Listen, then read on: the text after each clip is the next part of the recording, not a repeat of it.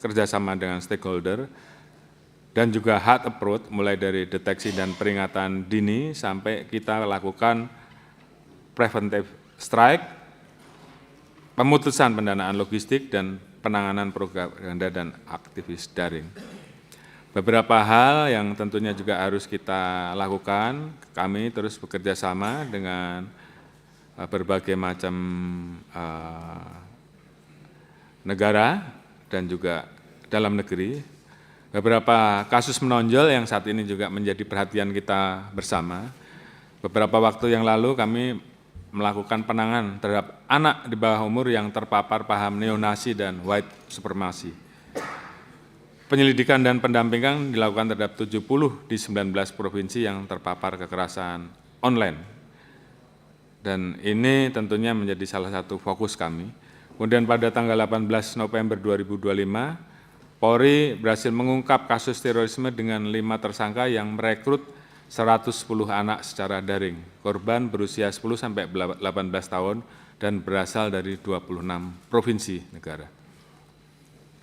Selanjutnya, penegakan hukum di tindak pidana cyber. Kita berhasil mengungkap 665 perkara, menetapkan 741 tersangka, menyita aset senilai 1,5 triliun, memblokir 5.961 rekening, dan 241.013 situs konten judi online, serta melaksanakan 1.614 kegiatan preventif. Beberapa hal yang menjadi faktor menjamurnya judi online adalah pengangguran, FOMO, kesejahteraan, pendidikan rendah, pemahaman teknologi rendah, kesenjangan sosial tinggi. Tantangan terkait dengan pemberantasan ini karena di masing-masing negara memiliki legalitas yang berbeda-beda, termasuk server, lintas transaksi, peraturan, dan pajak yang berbeda-beda. Kemudian kita temukan juga pola layering transaksi dengan melibatkan banyak rekening, bahkan rekening di luar negeri, termasuk rekening perusahaan cangkang, baik di dalam maupun luar negeri. Namun demikian, Polri terus mengoptimalkan upaya-upaya untuk terus memberantas judi online. Baik mulai dari pengungkapan website judi online beberapa waktu yang lalu, mulai dari Sprint Harta, Sasafun, PMB 312, menyita uang hasil kejahatan dan menangkap tersangka. Termasuk juga kita melakukan berbagai macam upaya untuk mengungkap TPPU.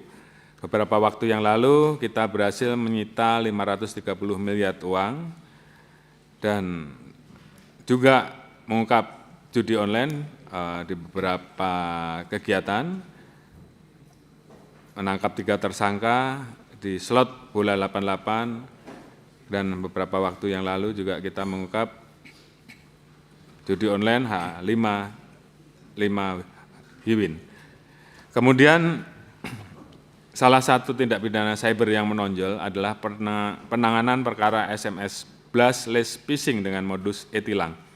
Jadi beberapa waktu yang lalu, Barreskrim menerima pengaduan dari masyarakat dari Kejaksaan Agung terkait 11 link phishing dan 5 MSI-SDN dengan mengatasnamakan e-tilang kejaksaan.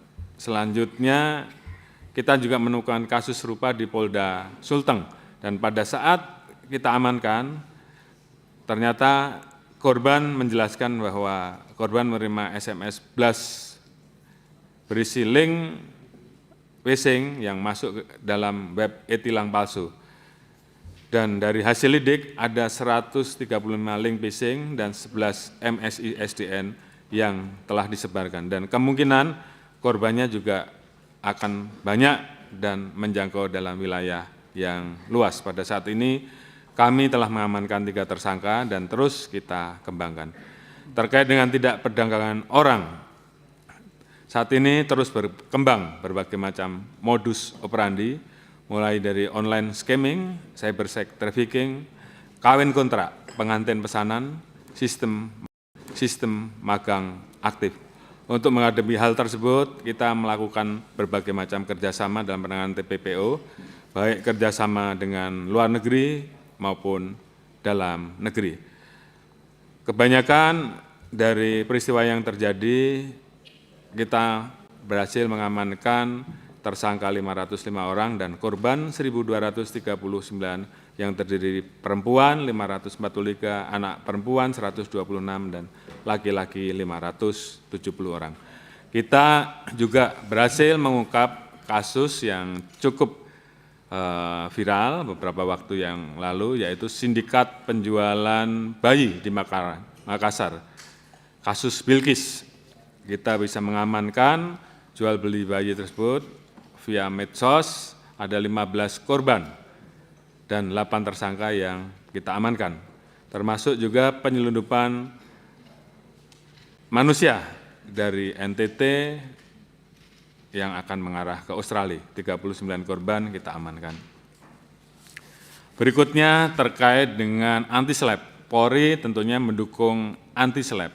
Polri menangani perkara terkait aktivis lingkungan secara hati-hati dan objektif, serta mengedepankan mediasi dan pendalaman dengan tetap menjunjung tinggi prosedur agar penanganan hukum tetap berjalan tanpa menghambat partisipasi publik yang sah dalam memperjuangkan lingkungan hidup yang baik dan sehat. Oleh karena itu, saat ini berdasarkan pasal 66 Undang-Undang 32 tahun 2029, tentunya kami juga melakukan rencana untuk terus melakukan sosialisasi terkait dengan 11 kriteria penilaian terhadap masyarakat terhadap kelompok anti-SLAPP, sehingga hal ini kemudian dipahami oleh seluruh anggota di lapangan pada saat menghadapi peristiwa-peristiwa di lapangan yang terkait dengan kelompok aktivis lingkungan hidup. Selama mereka melaksanakan kegiatannya, Polri tentunya akan menjaga, namun apabila ditemukan tindak pidana lain, tentunya akan dilaksanakan penegakan hukum secara terukur.